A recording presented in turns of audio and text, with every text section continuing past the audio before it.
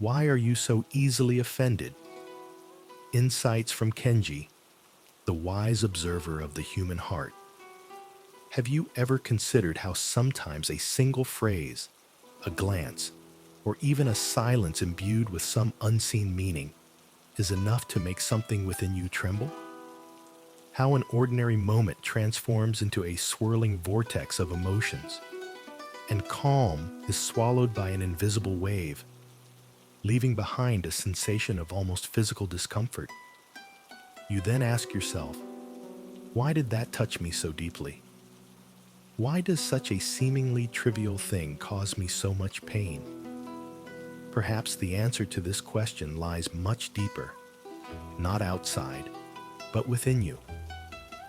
And Kenji, a sage who delved into the profound depths of the human psyche, understood this better than anyone. Today, we will explore not only why you are so easily offended, but also how to transform this sensitivity into true strength, into an unshakable inner clarity, so that no word and no person can ever again disturb your inner world. But be prepared, for we are about to enter a delicate realm where pain and pride intertwine, where the past still pulsates in the present, and where your reaction today might not just be a response, but the voice of an old wound you have never truly faced. This demands courage, the courage not to shy away from uncomfortable questions, because deep down, the question isn't what someone said to you, but what it awakened within you. Kenji taught that everything that irritates us in others can lead to a deeper understanding of ourselves. Consider this. If something in another person can evoke such a strong emotion, it is because that person has, in some way, touched upon something already existing within you. Old memories, a hidden fear, a sense of your own inadequacy. And perhaps this pain is so ancient and concealed that you are not even aware of its existence, yet it is there, and it speaks. Every time someone, even unintentionally, touches your most vulnerable spot, the pain awakens. Offense does not arise the moment someone says something to you. It is formed long before that. It builds up in layers. Childhood experiences, silently accepted criticisms, comparisons that made you believe you were not good enough, moments when you felt invisible or wronged. And when you least expect it, these dormant memories find a spark in the present and ignite. The result is an immediate, almost automatic reaction. But the most unsettling detail is that often the pain is not caused by the phrase itself, but by your interpretation of it. A comment that would be merely clumsy for someone else becomes, for you, a confirmation of what you fear within yourself. As if every offense is a distorted mirror you hold up to yourself, and instead of seeing your true self, you see all your complexes and negative beliefs. This is where honesty is required. Are you giving too much power to others? Are you allowing people who often hold no real significance for you to dictate your emotional state for hours, days, or sometimes even weeks? Kenji warned, by allowing the external to define our inner world, we become prisoners, and the key to this prison is often found where we least want to look. Perhaps you have faced a situation where, after a conflict, left alone in the quiet of a room, you began to replay the scene 1,000 times in your mind. The other person's words came back to you, as if on a loop. The tone of voice, the glance, and the more you relive it, the stronger the emotion becomes. This is not just anger. It is something far deeper. Feelings of alienation, injustice, misunderstanding. And here, the old wound and the recent slight merge into one. It is curious that the more we try to protect ourselves by avoiding situations or people who offend us, the more fragile we become, because the external world will not stop knocking. Life will not create an ideal minefield where no one steps where they shouldn't. On the contrary, with every attempt at isolation, our sensitivity sharpens, and a gentle touch becomes enough for the pain to return with renewed force. This is why Kenji preached something radically different. Instead of fleeing, learn to observe. Instead of reacting, explore. When you begin to understand that offense is an invitation to know yourself, it loses some of its destructive power and gains a tint of discovery. Ask yourself, what exactly did I feel when I heard this? Where in my body did I first feel this reaction? What memory or feeling did this evoke? These seemingly simple questions are the beginning of a path that can change your life. Most people spend their lives trying to change others so they stop feeling offended. They try to control their words, their behavior, even the tone of their conversations. But this path is exhausting and ultimately futile. Even if everyone around you changed, a stranger in the supermarket would be enough to trigger the same reaction. The true antidote lies not in external control, but in internal strength. Think of someone you deeply admire, someone who seems impervious to provocations. Have you noticed what these people have in common? They know who they are. They do not judge themselves by the words or thoughts of others. They do not carry a reserve of open wounds, ready for someone to touch. And this is not just luck. It is inner work. It is a conscious process of understanding that others' words do not define your worth. But to achieve this, you must pass through uncomfortable territory, face to face with your shadow. Kenji called these aspects of ourselves that we reject, hide, or pretend do not exist. Often, what offends us most in others is precisely what, deep down, we do not accept in ourselves. This realization can be painful, but it is also liberating. Because when you integrate your shadow, words lose their power to wound. They merely expose what you already know and accept. Now imagine what it is like to live with this freedom, to navigate an unpleasant moment successfully, and instead of feeling spasms in your stomach or a racing heart, simply take a deep breath and move on with the same serenity of a person who knows they have nothing to prove. Imagine not carrying the burden of a phrase, spoken in the heat of an argument, for days. Imagine being able to transform any provocation into a stepping stone for growth. If this seems implausible to you, it's because your mind has become accustomed to believing that offense is inevitable. But what if I told you there's a way to extinguish this reaction before it turns into a wildfire? What if the next time someone touches your sensitive spot, instead of exploding or withdrawing, you could inwardly smile, precisely understanding where that feeling came from, and more importantly, consciously deciding whether it deserves your energy? It is this power that Kenji wanted you to discover. The power not to be a hostage to your emotions. The power to own your inner world. But for this, you need to go beyond the superficial. In everyday life, the strongest offenses rarely come from strangers. Most often, they are inflicted by those close to us, family, friends, colleagues. It is precisely those who know our vulnerabilities. As if unaware themselves, these people hold a map of our sensitivities and know exactly where to press to elicit a reaction. But here's the intrigue. Most often, they don't even realize they've touched something sensitive. The power of offense is given by the story we tell ourselves after hearing it. Imagine this scene.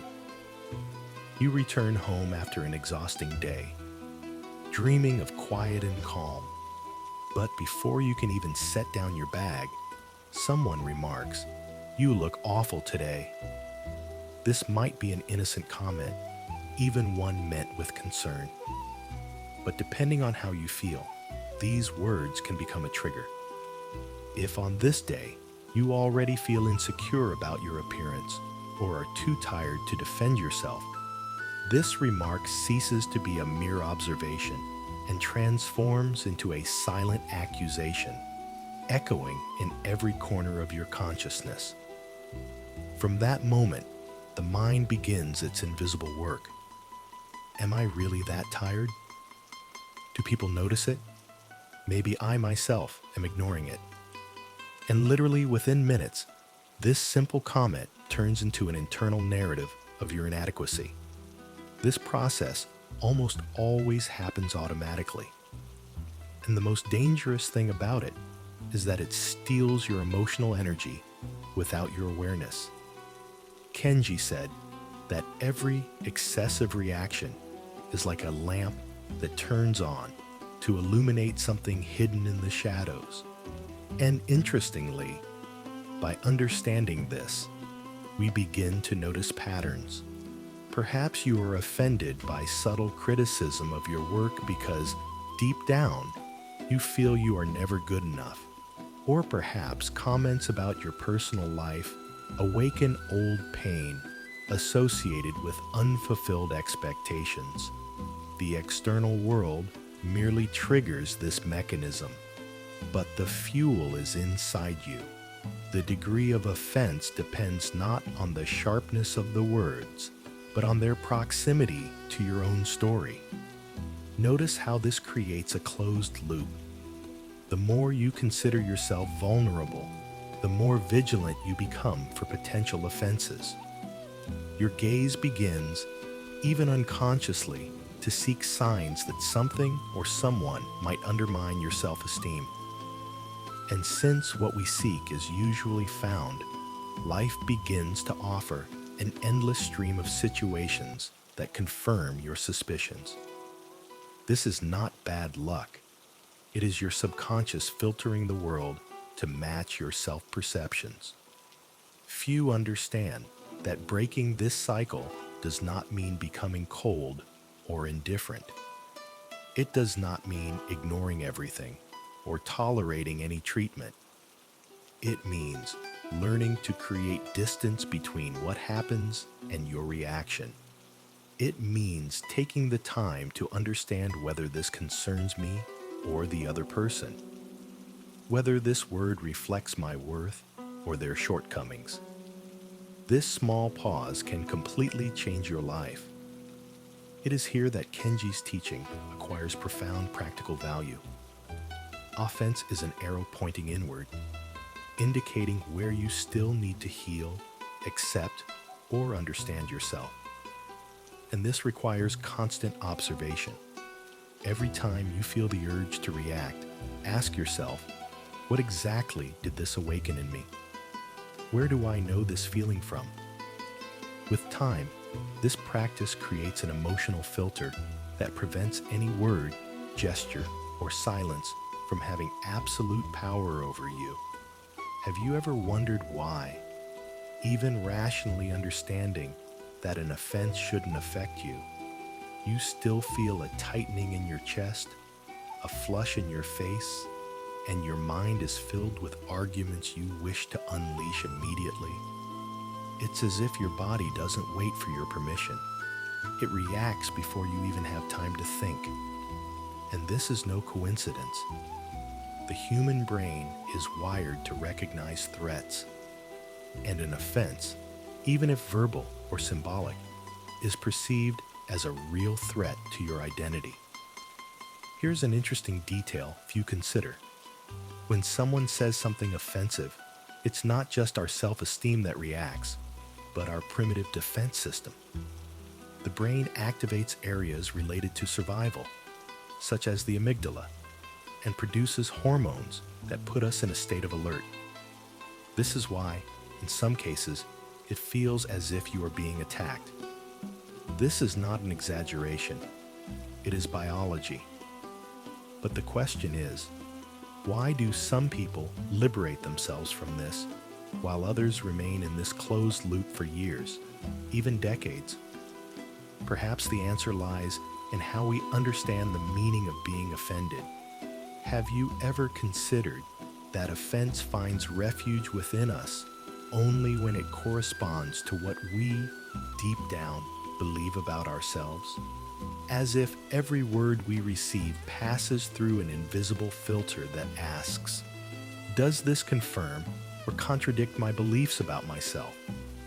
If it confirms, the pain comes immediately. If it contradicts, it usually doesn't affect us as strongly.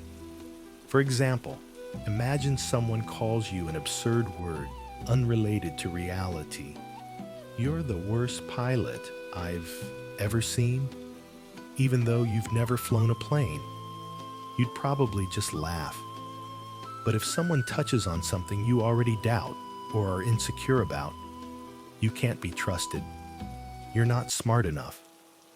Your reaction will be entirely different. Why does this happen? Because consciously or unconsciously, an internal dialogue is already blaming you for these very things. What if offense, instead of being a poison, could be a mirror? Imagine that every time someone says something that infuriates or upsets you, you could ask yourself, what is this showing me that I haven't yet accepted within myself? It sounds unpleasant. Yes, it is. And that is precisely why it is so important. Kenji believed that external conflicts are a direct expression of unresolved internal conflicts. In other words, another person's lips speak, but your shadow responds. In all of this, there is also a social aspect that cannot be ignored. We live in a world where constant exposure becomes a reality.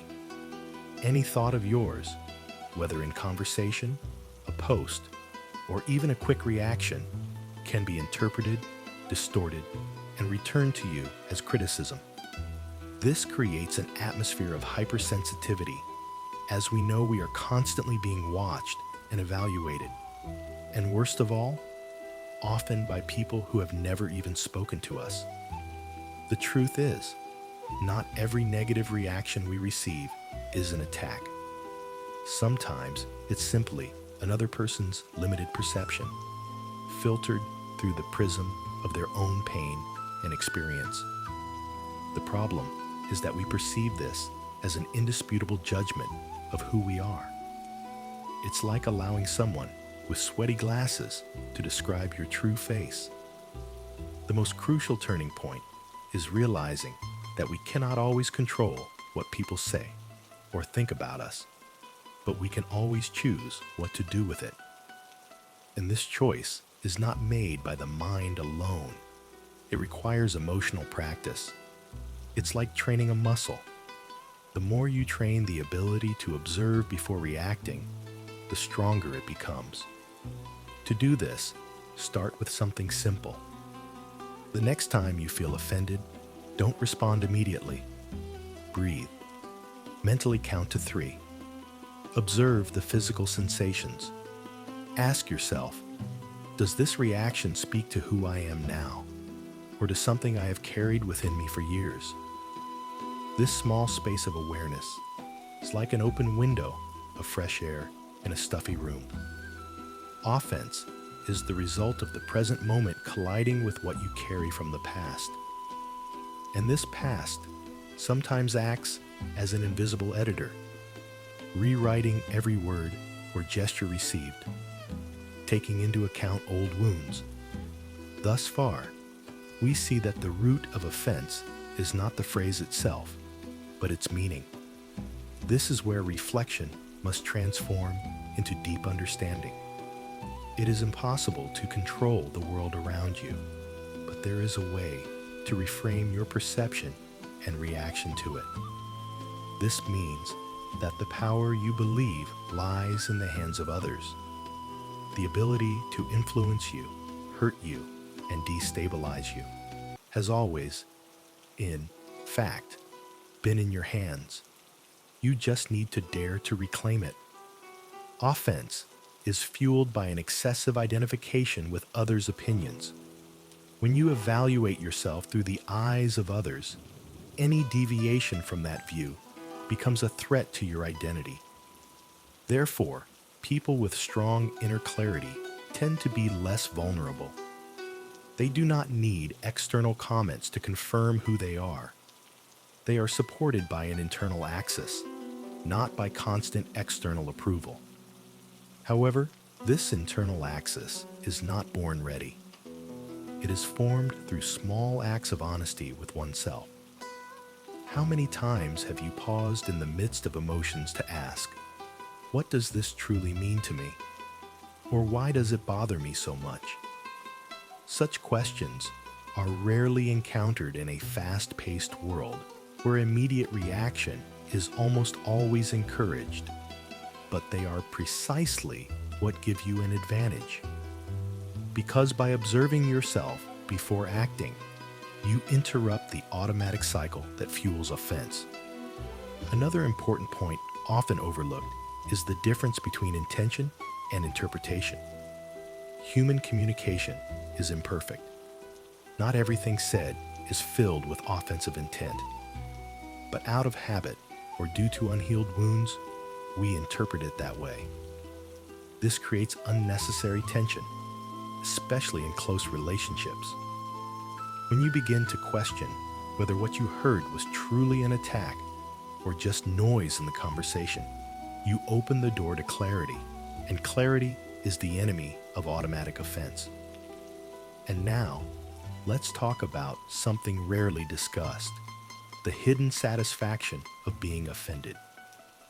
This may seem strange, but there truly exists a psychological mechanism by which offense becomes a way of self-affirmation. By feeling offended or hurt, one positions oneself as a victim.